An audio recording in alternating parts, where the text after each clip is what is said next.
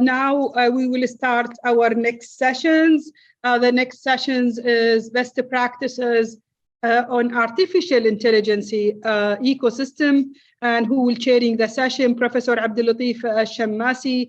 He is a leading person in metaverse, and he will be joining us to chairing the next sessions. Professor Abdulatif.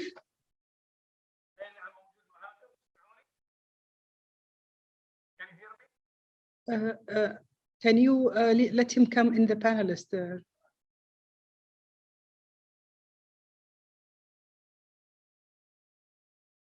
Professor Abdulatif.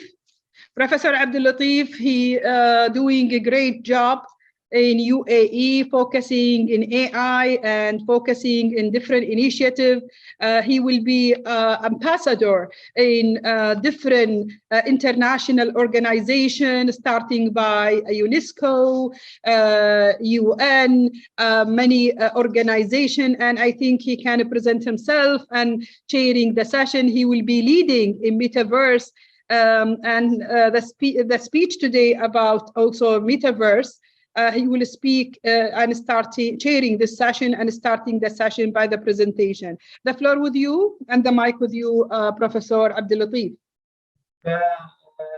Just to extend my thanks to you for the invitation again and for inviting top world experts to talk about a very important topic, talking about innovation, entrepreneurship, artificial intelligence, the new technology, and we all know how this now the technology is impacting all of the different business sectors in every part of the world, and we are part of it, of course.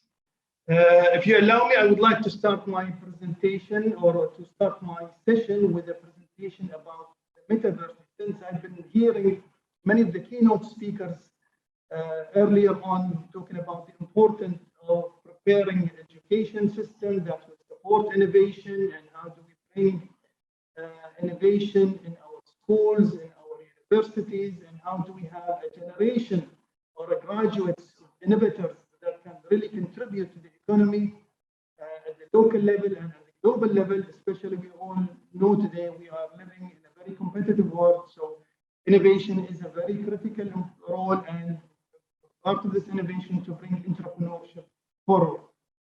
Now, if I can share my screen for the presentation.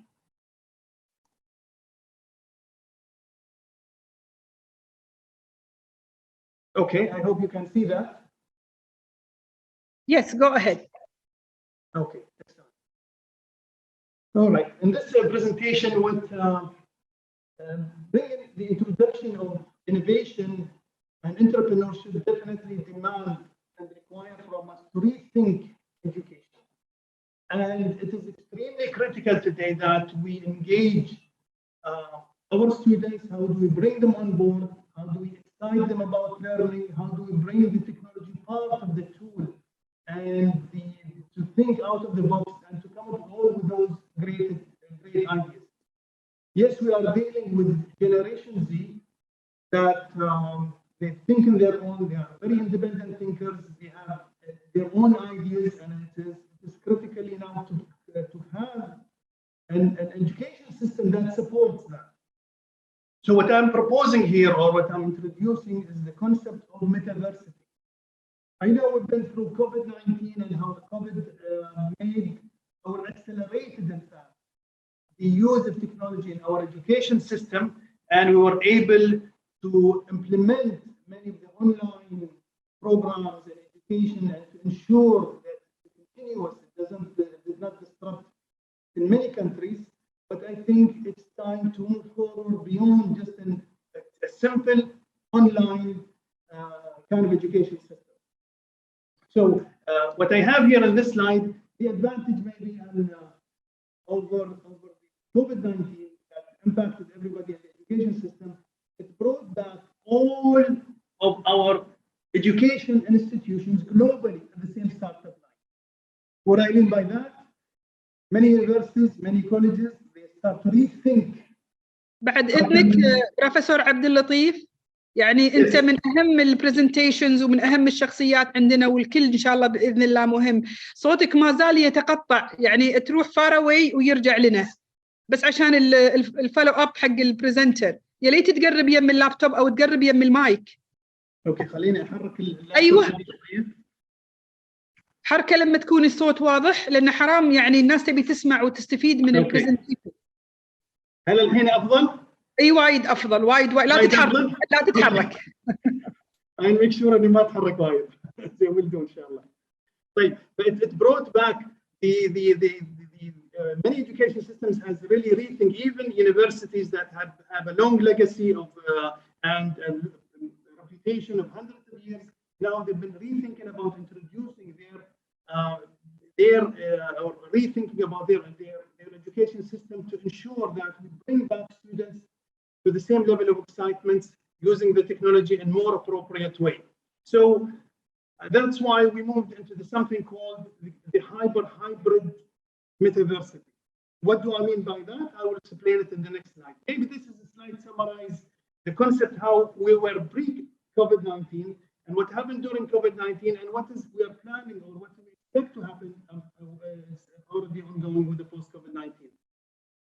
Technology in education has been part of it a long time. So there have been a lot of good practices in the past about flipped classrooms, blended learning, MOOCs. It's already happening before COVID-19. But when COVID-19 hit, we have to go 100% online. And it was important to ensure that all students engage in the education system. It was a disruptive to a certain extent for both the students, teachers, faculty, because the way we teach online is different than the way we teach face-to-face. The pedagogy has changed and that has really impacted many things. But when post-COVID-19, that is already we've started seeing students coming back to campuses and to schools. However, students coming back to campuses not for the excitement of going back to the same classroom. They're coming back to the campuses because they want to meet with their friends, with their peers, with their colleagues. And it's becoming more important. That's why the excitement in them to come back to universities. But how do we ensure that the hybrid model is being implemented correctly? And how do we bring that, move forward with what we have learned during the COVID-19 and the online experience have made a positive impact on our education system.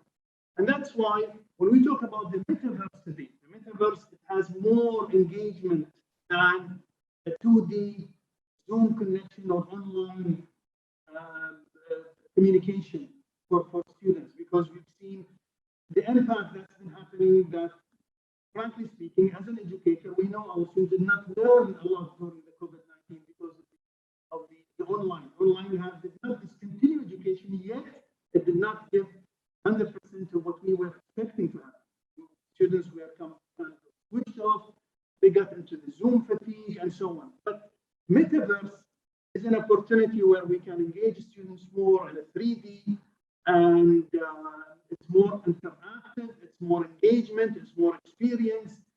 And what makes it the fact that there is no boundaries anymore to the human imagination and creativity. And this is what brings innovation together.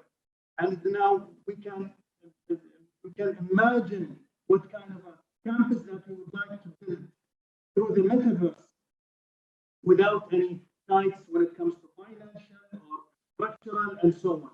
And we bring the excitement into it for our students. So in this slide, the elements of a metaverse: put on the gears, get ready to explore, experience virtual campus with your own point of view, admire NFT. And I want to talk about NFT and how NFT now can be an integrated part of our education system, not only for a nice paints or pictures, and interact with the students and staff. And it's more, another critical important is to socialize. The component that we were missing as students and as faculty is to socialize during the Zoom or the education that happens through online. It's to socialize word to word, and it's like bringing life to education. And this is what's important, and that's what makes metaverse more exciting.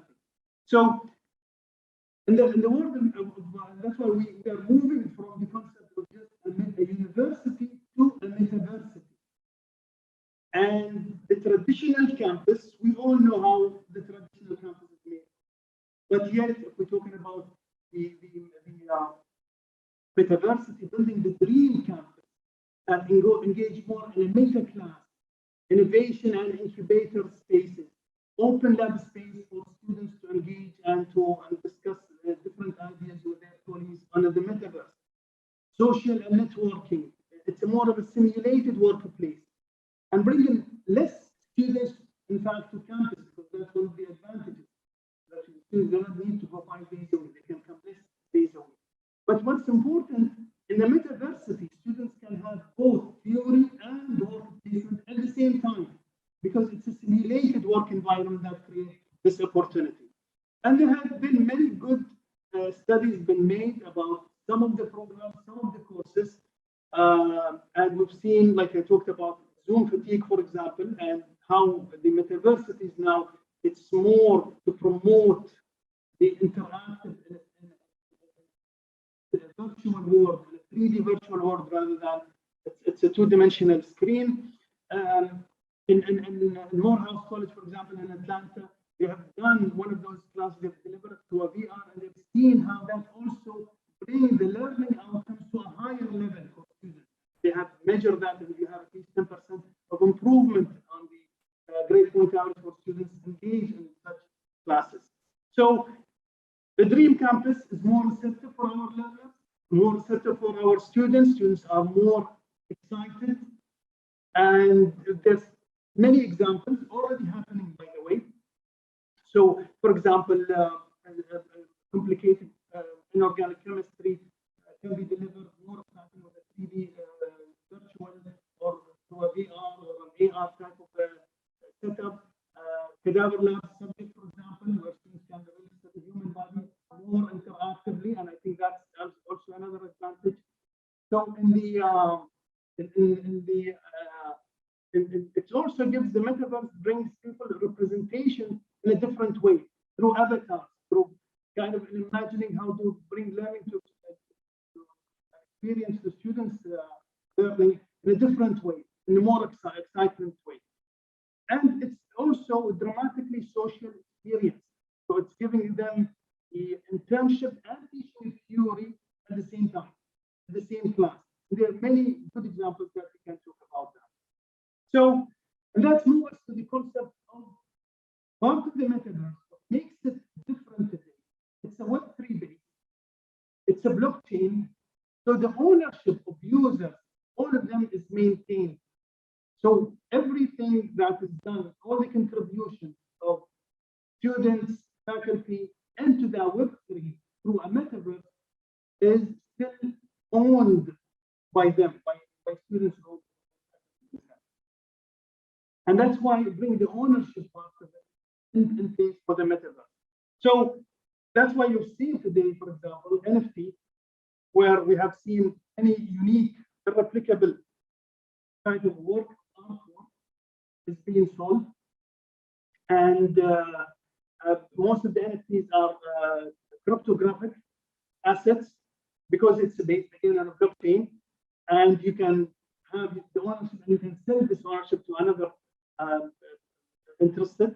So and NFT cannot be recreated, so it maintains the ownership and the authenticity of that. Now, how do you bring NFT into our education system? And this is why, for example, I'm giving an example of the video that was 2007. Many of you have heard about it, for the two boys, the little kids, Charlie bit my finger, and it has more than 900 million views on YouTube for that, but the authentic video has sold for 760,000 US. That tells you how the value is for the authenticity now of the digital work. But now this again, it's a video clip, so it can be maintained on an NFT, and you have the ownership of that. So why not now for faculty and educators that can create their own NFT data class and collect royalty or sell for a higher target price depending on the creativity and the engagement level of the lecturer. So we have now when the meta class students are they will review the course, they will use the lecture and they will evaluate and they will give a higher value for the meta class. So again, this is a concept that will bring the value of education forward. Now, NFT meta class, it's a concept that's been already implemented in some of the countries, and where the owner can be a lecturer, a faculty that can maintain that clip, and they can produce, and everybody has to see into that, into the contribution of that meta class. For example, when we talk about instructor, assistants, content developer, graphic designer, assessors, for example, they can contribute in developing that course or that program. They will have a value of that. Students review will bring the value forward. That take us level forward. Metaversity is a shared economic value. So we can think about it as it's a platform that where any good lecturer can contribute part of a framework that will lead to a degree or will lead to a micro credential that will eventually lead to a degree and will give real value for students and for the faculty. So bringing life to learning through the metaversity, we've seen today students are declining their numbers, going face to face, and they are more interested in the online education. I've seen how the Gen Z experience exploring the 3D world through many of the different type of headsets they use on the virtual reality type of games, for example, that we've seen that they are more into it. And what metaversity finds it far more engaging now for related learning environment, adding benefits of remote learning, and that brings a lot of value to the learner. And traditional students still today, we've seen them appreciate the VR immersive experience that makes learning more alive, which boosts the students to be. So imagine you are in a metaverse, delivering a class in theory, and all of a sudden you switch to a workplace environment, or you switch to a lab. You get students going together, for example, the workplace, for example, an oil station, or for example, engine that they are disassembling, or going into a human body, into a heart, and see how the human heart, for example, functions, how things like the blood moves. So there's many wonderful examples where the metaverse can bring a real experience and bring the learning outcomes for students more exciting. So again, there's another phrase. I hope that our students will have the joy similar to the going to a mall. That's why we want to call it more of a whole life campus, where the experience brings the aspirations of the Gen Z. It's more hyper connected. It has those three elements. It has the on-campus activities, and one thing I have to also, it's not going 100% into the metaverse. One day a week, coming to a campus to engage face to face, to discuss a project. The campus become more of an open lab space about entrepreneurship ideas, about innovative ideas, about project and build it and design and make a prototype. But the most of the time they are more into the metaverse, and again bring that social engagement. So that leads take us to the hopefully I'll conclude in 1 minute, because I know we have great speakers we want to hear from them as well. That the future of metaversity, it's to build a metaverse kind of moving from a traditional campus, and like we said, it's a reset for all the university to start. But the beauty about the metaversity is the dream campus that we would like to imagine for as a faculty, as students, and there's no limit because there's no financial constraints, there's no space constraints, physical space constraints, and that brings the excitement to learners from the different stakeholders in the education system. So it is, whether we like it or not, it's coming soon. Within the next maybe less than 5 years, many universities, many colleges moving into a metaversity, and which is indeed the dawning age of the future of education. So what I would like to say to conclude with a statement that it's no longer metaverse is a supplement to curriculum. It's rather the on-campus education will be something, and the main campus. So this is extremely important for.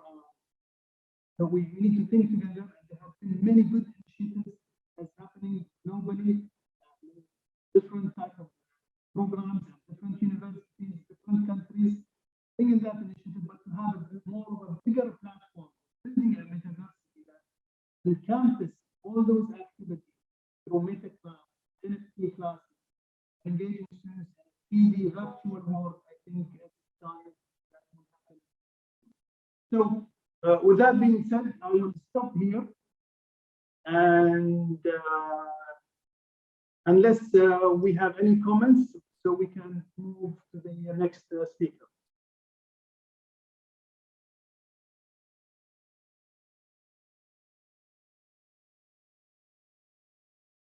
Okay, I think we are joined today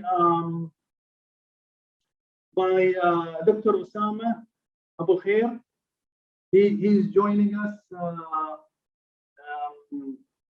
today, and he will be presenting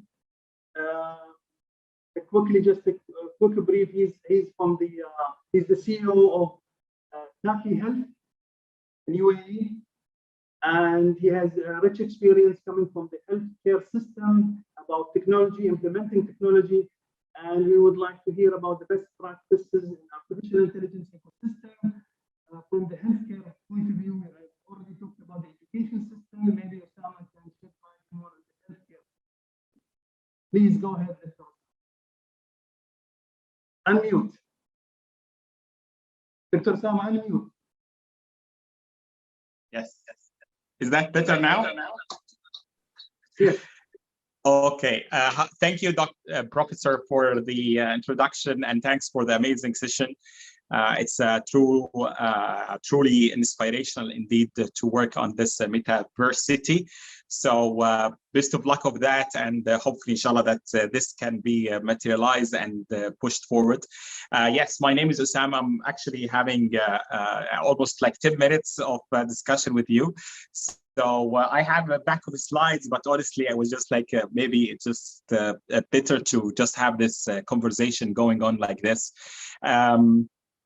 As maybe the professor said, I'm a medical doctor by background, and although that I spent some time in the practicing medicine, but I quit quite early in the days, and most of my career was actually in management consulting, working before with Ernst & Young, EY. I worked also with IQVIA, and I would like to present today some of the, I would say, success stories from hopefully from the real life actually of building a startup that's focusing on the innovation. I would like to also thank Dr. Hanal for this amazing session, and also the invitation to have me on this panel. So thank you, really appreciate for that. So just to start with our story, just like in Taki Health. So Taki is basically means fast and speed, is a Greek word, by the way. And it comes from a history in medicine, actually. So we're trying basically to make healthcare faster, and to also bringing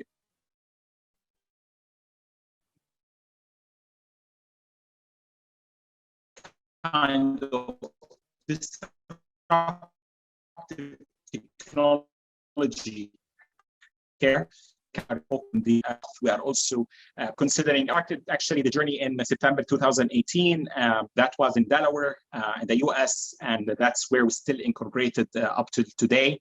And then after that, we opened kind of places and let's say regional offices in different countries, including UAE, in Dubai since 2019, and also in Riyadh 2020.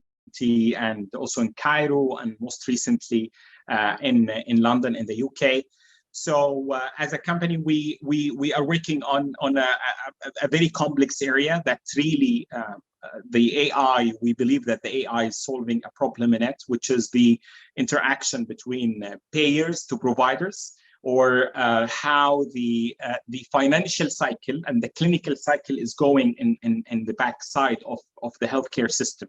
So if it happens by any means, any of you is going to having an insurance and going to a doctor, there is a lot of steps actually to do that, starting from verifying your insurance card or national ID, and then after that just having like the pre-authorization, we call it, or pre-approval actually, and then after that the doctor will examine and then will write things, and then some of these things might need to another pre-approval.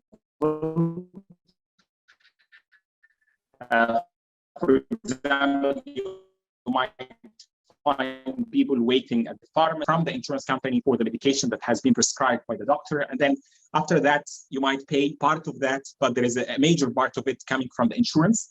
So which generates something called claim or medical claim, which is basically a medical invoice that's sent from the hospital to the insurance company. And while this process seems like it is actually complex, and in reality, and it has many touch points. So it has touch point with medical team, it has touch point with the insurance team in the hospital, registration, and also the patient himself or herself as well. And also it has a touch point with the other side, which is the insurance company or the third party administrators, who are actually going through those invoices, usually very complex, and usually they receive a lot of those claims. We're talking about usually millions actually of those claims per year.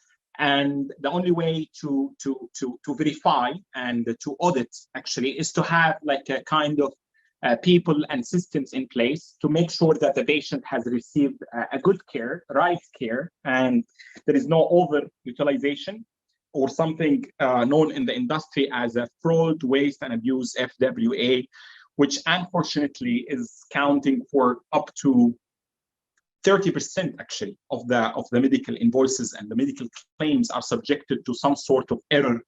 Those errors might be intentional, that's where we call it fraud, or it might be not intentional, like waste or abuse, just like using, for example, using medication, 2 antibiotic medications instead of 1, using probably over investigation, for example. So means that I will go and ask for 3 investigations to come up with the diagnosis, 3 laboratory orders or radiology orders instead of 1, because there is a certain hidden incentive actually in the healthcare system to drive the cost up actually from a provider side, while the insurance from the other side is trying to drive the cost down. So we're trying to do something, I would say, very complex here by aligning those 2 perspectives together, doing the right care without over costing or actually under costing as well. So the also worth mentioning here that our system, alhamdulillah, are up and running actually in many parts of the healthcare system in the region. Some of the insurance companies actually, or some of the best insurance companies are using our system. Sorry, so Professor, is there anything? Okay, Professor, can you hear me well? Yeah, that was good. Okay, good. Sorry for that. So yeah, I was saying that some of the insurance companies in the region are using our systems today as we speak, just to make their processes better and faster and more efficient, bringing, I would say, increasing their ability to capture more information from each claim encounter, and also increasing their I would say efficiency as a insurance or as a payer. And so far we have processed up to 60 million, 70 million claims so far, alhamdulillah, medical activities within those claims. So and also so far we have been working with more than 1,500 medical guidelines to drive our decision support system. So TachiHealth, at the end of the day, we are a recommendation/decision support system that helps our clients, enterprise clients usually, to work on their claims, handle the big data, I would say, in the healthcare in a better way.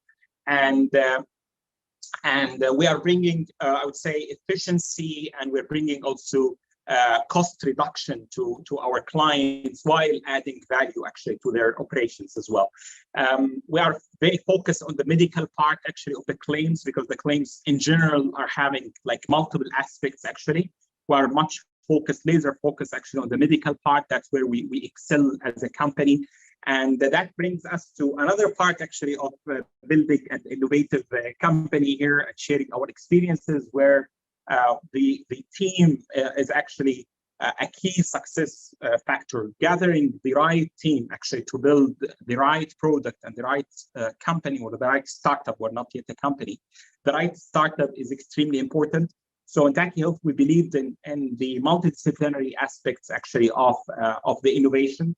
So which means that we are yet thinking about it like a healthcare plus solution company. So that means we have a lot of healthcare actually. We call it, it's like a small hospital actually within TachiHealth. So you find doctors, you find nurses, you find pharmacists, you find dentists, medical coders, everything that's, we can run a small hospital maybe in our free time at TachiHealth. And also on the other side, we have a lot of technology and innovation team coming mainly under two big functions. The first function is the technology aspects, which basically touching on all the building a solution, UI, UX, full stack, the development, DevOps, for example, security, and all of this is one part. And the other part, where is the R&D and the AI elements of that of our company. So we have PhDs in machine learning. We have also master degree in machine learning, and we have also a couple of other kind of machine learning engineers to make sure that we stay afloat and our systems are working, I would say, in best of class algorithm, very efficient, and we keep learning actually from each of the data.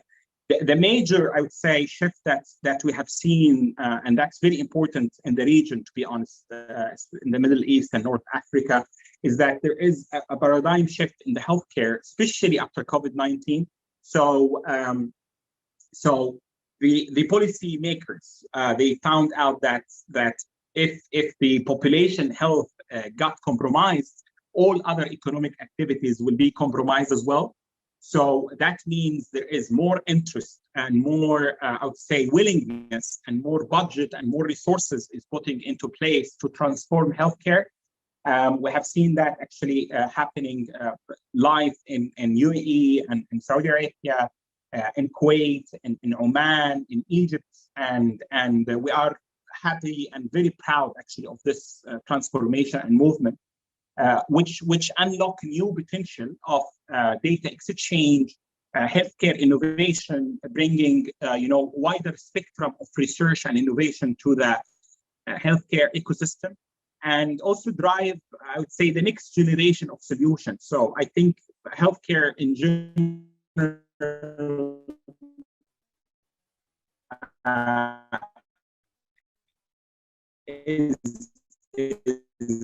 is as old as and maybe before that as well, like a very slow, tedious in the healthcare. The disruption is happening actually bit by bit, but mainly it is focusing now on the making the healthcare system more efficient, also working on the population health, which is an amazing trend, especially after COVID-19. So that means we need to consume the data actually more and more to produce better results actually, or better decisions actually for the entire system. And that's another opportunity that we would like to demonstrate here, that the healthcare is really one of the sectors that needs more time and more resources and more innovation within it.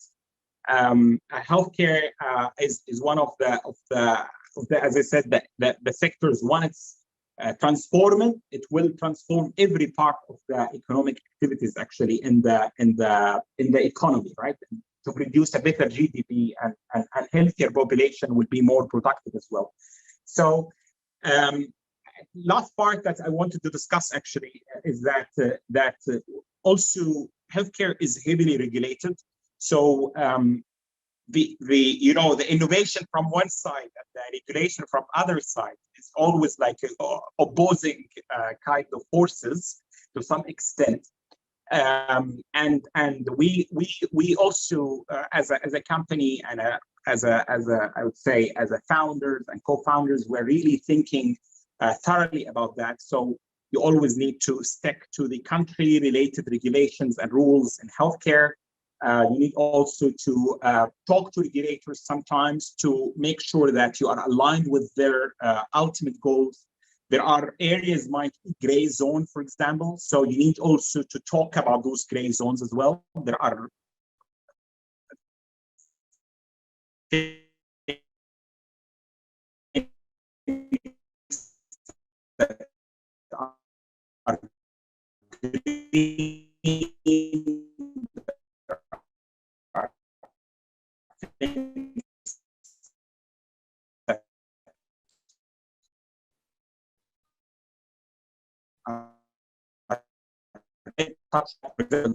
are areas that are able to align. It's a heavily regulated industry. It's not like a wellness app to the marketplace immediately without anyone asking about what the effectiveness of that is really going to work.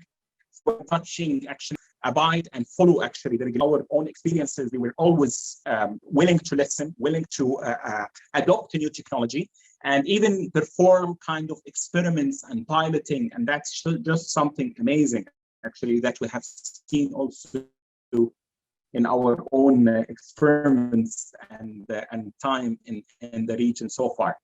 And finally, it is our it is happening now. What we are seeing is actually a paradigm shift in the industry, which opening up new doors for innovation and disruption as well to some extent in certain areas. Yeah, that's pretty much what I have for today. If you have any questions or any interaction, would love to hear. Otherwise, I will pass for the next amazing speaker.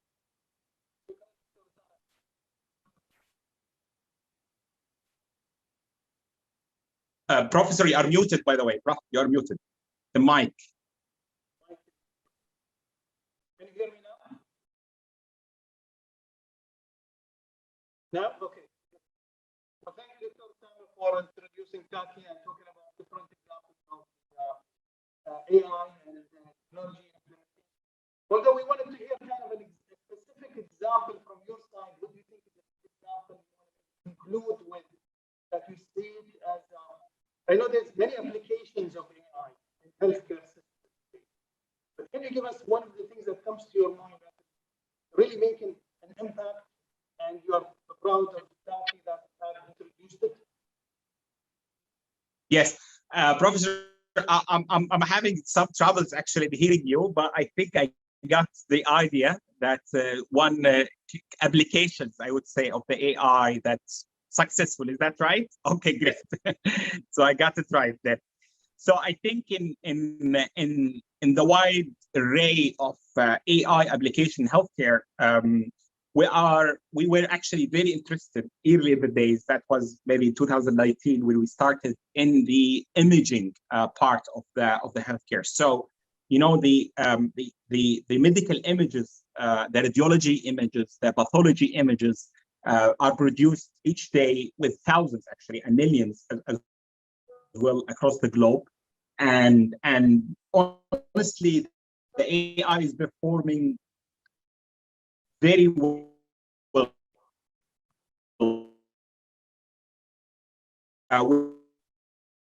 the deep learning, specifically deep learning approaches and some of these kind of clinical standards or clinical generalized, I don't want to say hypes here, but the in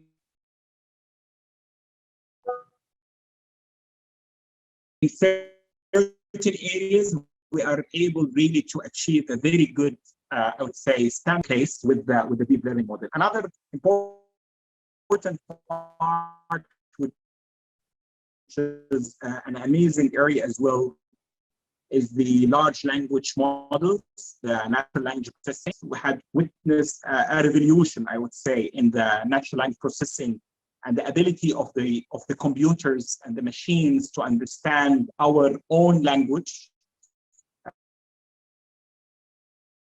medical language, to understand also the context of this specific domain. And a lot of the healthcare data, by the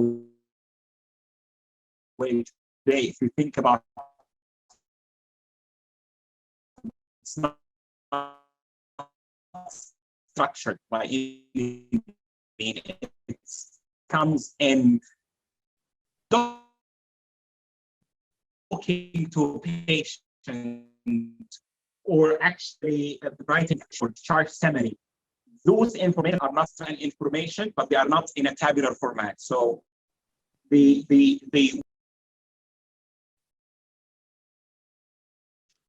Okay, I think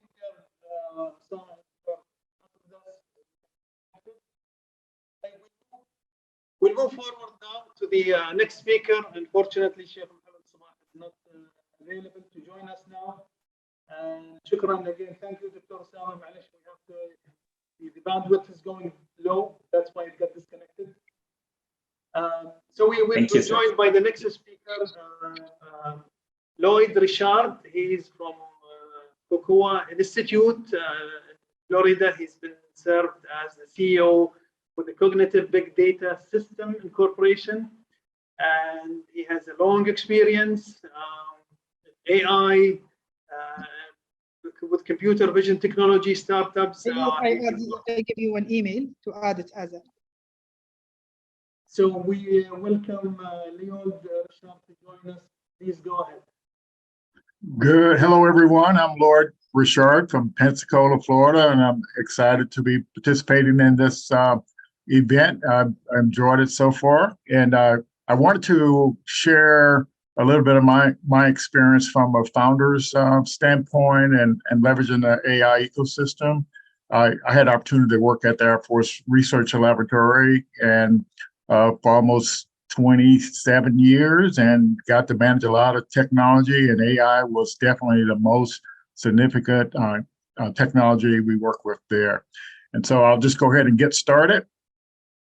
From a founder's standpoint, when you're thinking about an idea or a startup, the first thing you have to do is understand the ecosystem and how you as a founder fit in that ecosystem. And so I can do that to my analogy working for the Air Force Research Lab. We had a ecosystem where if you came up with an idea, you could actually potentially get funding to kind of develop that idea. And then you can follow on and get funding to kind of put that into a concept and then into a prototype and then kind of pass the technology on there. So so in that ecosystem, I work for DOD, the Air Force, so I consider DOD my whole ecosystem. So any challenge I had or anything I need answered, I realized I had that whole ecosystem there to kind of support me.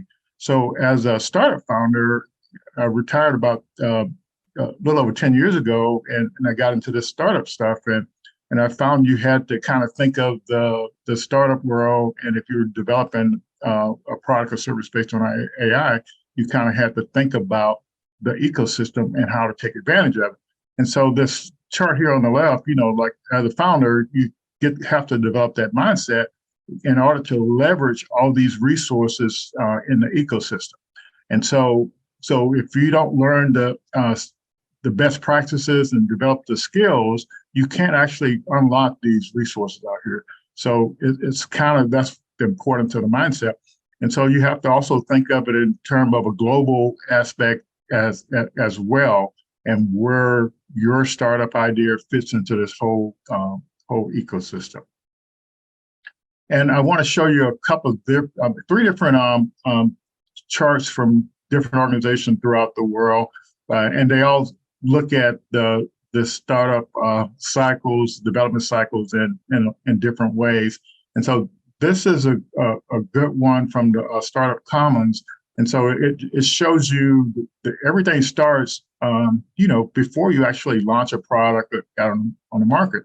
And a lot of programs that are out there, they support the startup after they've actually launched and selling. But the most important thing from an economic development standpoint, you have to catch the people before they start, at the earliest possible point, so you can actually make sure they learn the best practices and understand the phases that their product or service has to go through.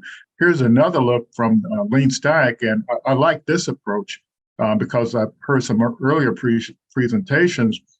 So Ash Maurya's approach to the startup ecosystem and how to kind of leverage it. To start off day one, if you think of this like as a 3-year period, and so you spend the first part of your thing is developing a business model for your idea. And so you develop and learn how to pitch that business idea, and then you can actually recruit co-founders. You can actually pitch your idea to different ecosystem organizations and get the help you need. And so like I said in the Air Force Research Lab, if you had an idea, you had to kind of formulate that idea and get funding, to do that. And then you go into the next phase, and then you're starting to validate some of these things and so on and so forth. So basically, you have to develop a business model and design it and make sure it's viable, feasible, and desirable, as one of the earlier speakers was talking about. So you go through these phases, and then just recently came across Startup Science.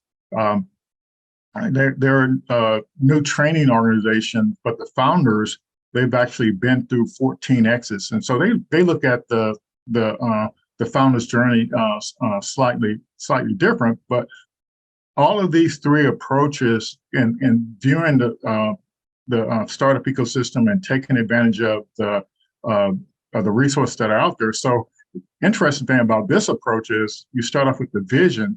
And so one of the things you do is you look at the ecosystem for your startup idea, and you see all the players in there, and then you pick a company to follow. And then you also pick a company that will potentially acquire you. And this is at this visioning stage. So this is just three different views of how you look at the resources and the journey that you go through out in the ecosystem. So with the Kukui Institute, we do some interesting things. So we kind of have three plays. We work with young people where we teach them African-American history using virtual reality, robotics, and AI. And then we also work on the workforce area where we actually trying to get those occupations that build and create things and trying to leverage workforce programs to kind of create the talent that a startup might need. And then finally, we do our startup program, Startup on the Blocks. And so we kind of started off small. And so we kind of created our own playbook because we didn't have all the resources. We're just a small organization. But so basically, the mindset, the methodology, and training. And so I want to point out here, so if there's anybody in the audience that actually want to take that startup science course, they can go to this website and put Kukui in there as an institution code, and they can take the pre-accelerated course for free. And so in this number 4, this F6S, there is, so it's the largest site for founders. Several million founders are on this site, and you build up your profile. And you build personal and business profile, startup idea profile, and then you can leverage some of the resources out there in the ecosystem. I'll show you some of those actually later. But it's if you don't know what to do, this is just a little playbook that you can actually go by. So with cognitive, back quite a few years ago, I used the same idea with the ecosystem. So I know you have to leverage resources if you want to succeed. And so these are some of the programs that I leverage, to kind of move along and fund the development of our MVP. So that's an idea there. So leveraging the corporate programs that are looking for products and services like that you were trying to build. So the other thing is this is a continuation in that is who you can partner with. What are the corporate programs out there that support people who are building products based on AI and so on and so forth.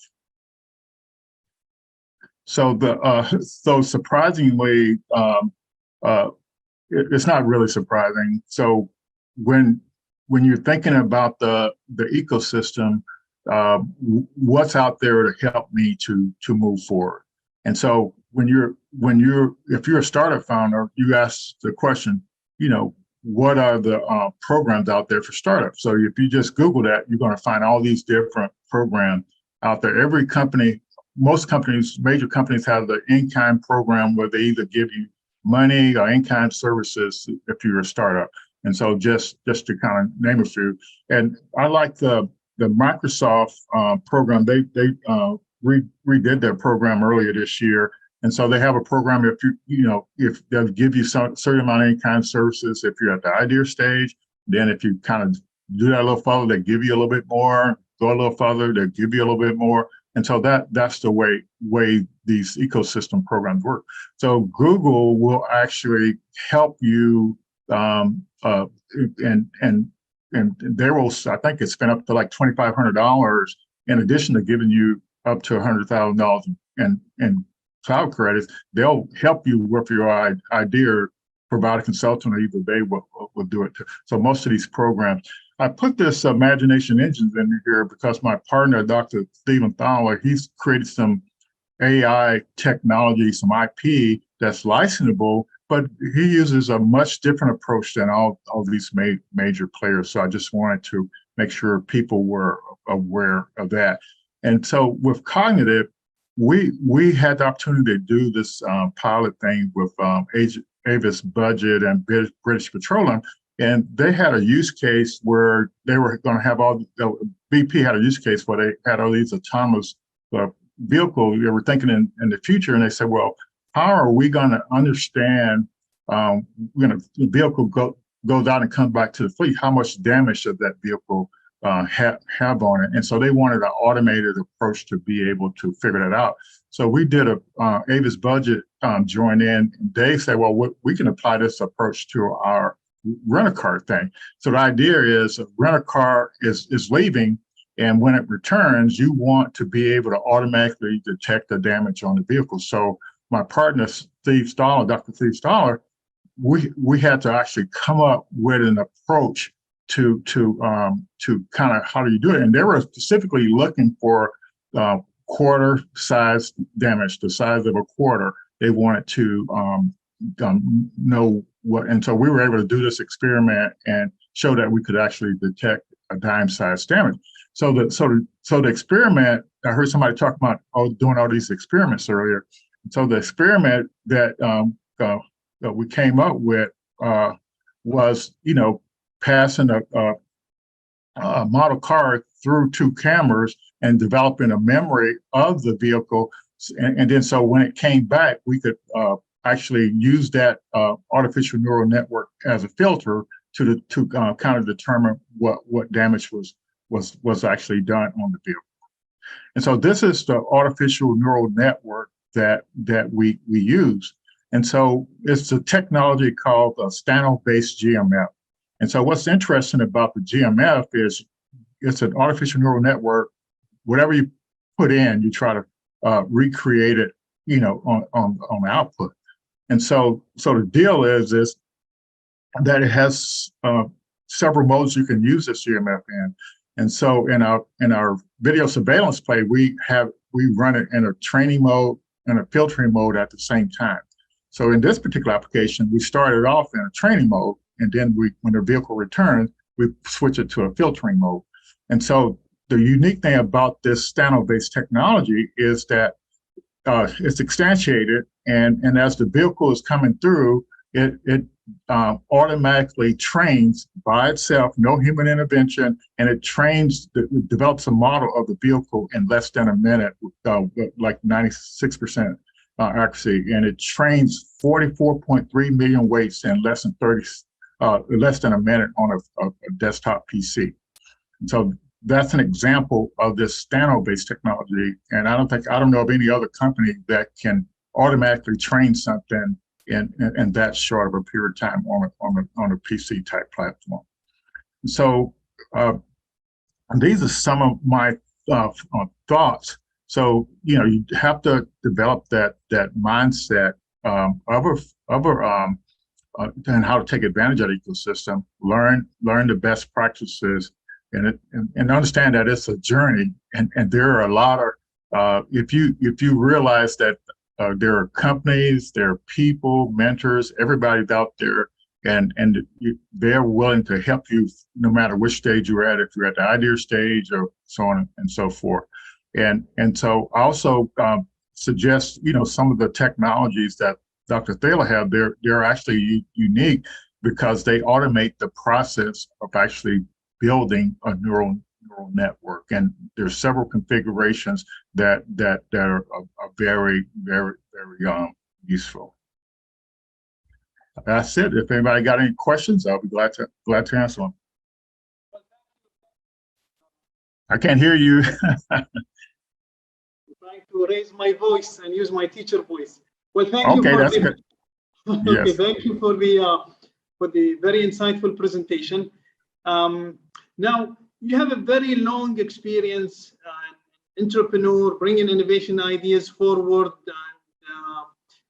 With your rich experience now, how can we bring a system in our education system? Because you said it's a mindset, it's a journey, and entrepreneurship ideas tend to fail more likely.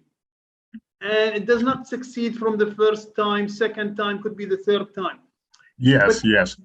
Dealing with the Gen Z, they don't have tolerance. They want to see something, a product tomorrow. They want to make a profit immediately. How do we bring these mindset ideas, and how do we bring their mind? How do we educate them? How do we integrate into our education system? Where do we start from? What's the best way from your experience? Tell us. Yes, that's a perfect question. And so as an engineer working in the Air Force Research Laboratory, and even since I retired, we spent a lot of time with university students funding projects and advising them. And so what I realized when it came to the AI stuff, that there wasn't enough capstone, type experiences within the college to support the student. So what we did when we brought interns in at the Air Force Research Lab, we actually assigned them a project, a mentor, and so they got a chance to understand and learn what it was to be on a team and to try to come up with a solution for a problem. So what we did with the Kukui Institute, we have this thing called the Center for the Innovation Workforce. And so we extend a capstone opportunity with like an AI lab, a robotics lab, VR lab, data science lab. And so we give the students experience on working with these tools. And what's interesting about the AI part of it, most software development of computer science majors, they don't learn the kind of the basic things about a neural network. What's the best architecture to kind of capture? And so and there's all these guidance theorems and stuff like that. How many neurons you need to have in a hidden layer, and nobody teaches this stuff anymore. So it's kind of, you have to give these experiences to the students, and believe it or not, so in a short period of time, the student makes the connection between what they're learning and the fact that AI is just another code that they can integrate and deploy. And so it's a pretty dramatic experience when a student gets to experience using the tools and see how, and they don't realize they think it's something different than just code. It's pretty amazing. Well, that makes a lot of sense. Now, is there a correlation between for college graduates, for example, and you said they have to gain the right experience. in order for them to move forward and to come up with their entrepreneur ideas successfully. Is there a correlation between the success of an entrepreneur and age? Is it like 5 years after graduation from college is enough to start up your business because you have gained that experience you just mentioned, and then they can start up their own ideas? What do you think?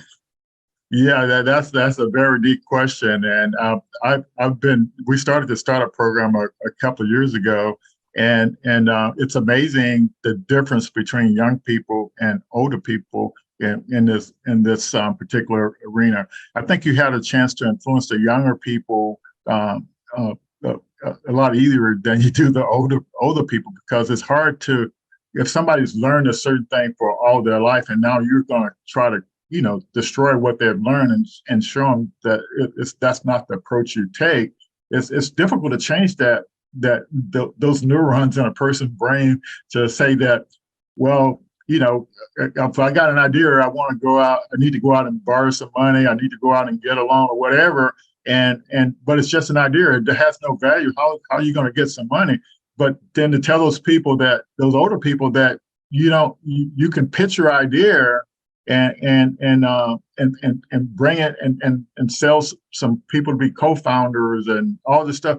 It's just a huge mind set shift. It's really challenging, but I think you have better success with the younger people because a lot of their ideas haven't been ingrained in their brain yet. Yeah, I agree on that. Is Osama still with us?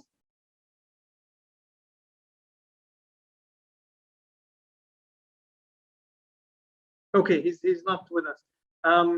Any more comment, Lloyd, you would like to add before we conclude?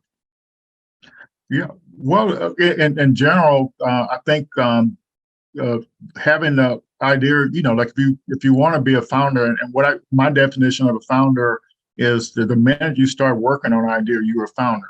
And the minute you start working on that idea, the idea that's got a scalable idea, then you can actually bring in all these resources to support you in that development. But you got to be willing to start off with that business model first, because like I had an inventor come into my office last week and he had got a patent and he was so confident in the benefits of this thing. I said, well, what's your idea on how you're going to make money with it? And he didn't get it. And then finally he said, he has to start pitching the how you would make the business model for that idea, and then he could get all the help he needs to kind of move forward. Well, thank you, Leo. I think in this session we have touched on the education side, the healthcare side, and the entrepreneurship side. How can we bring those ideas forward and become a founder? I think it's all integrated together. It's all touches the issues related to the current, especially in the applications of AI, where we have seen many great initiatives from different business sectors now, really with different applications that really make an impact on their business, and have really some of the entrepreneurs have really moved forward, and those ideas, hopefully some of them will become a unicorn at some point, maybe in the near future. But I think it's the learned lesson is that we have to continue. It's a journey, like Leo said, and and the failure is an option, but it's building on that failure experience what makes successes stories come forward. With that, I would like to conclude this session, and I would like to extend again my sincere thanks to Dr. Hanadia Al-Mubarak for inviting us, and I would like to extend my thanks to the esteemed guests I have in this session, Leo, Richard, who joined us from the US, and Osama Al-Khair, who joined us from the UAE. Thank you again, Dr. Hanadia, and move to the next speaker. Thank you so much, Professor Abdul-Latif, for chairing the session. Thank you all the speakers for value information and value journey about your inventions.